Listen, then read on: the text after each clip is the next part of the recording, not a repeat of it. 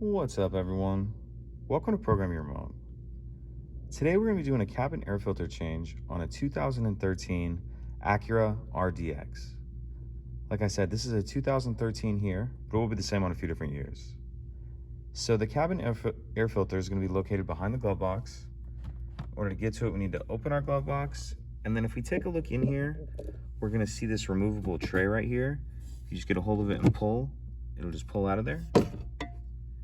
Set that to the side, and now we can see there's an access cover right here that pulls out like that,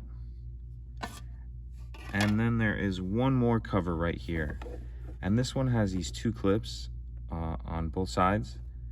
You just need to push in and not allow that to come off, and now we can see our filter right here.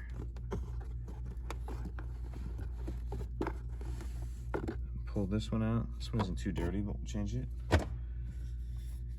Grab our new filter, and there's one thing I want to point out that'll be a little different depending on your filter.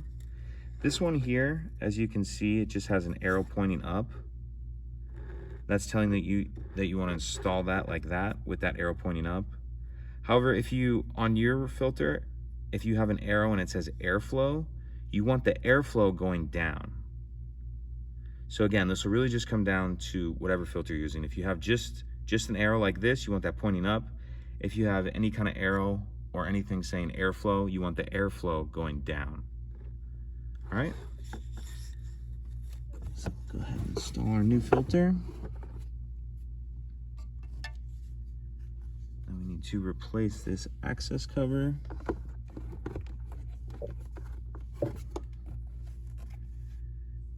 Replace this cover.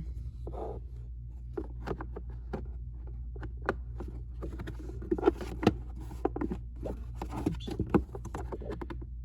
There's just these three tabs on the bottom you need to line up. Then we'll snap shut like that, and then put that tray back in. And there's just these tabs on the tray that you need to line up here, here, here, here, and here.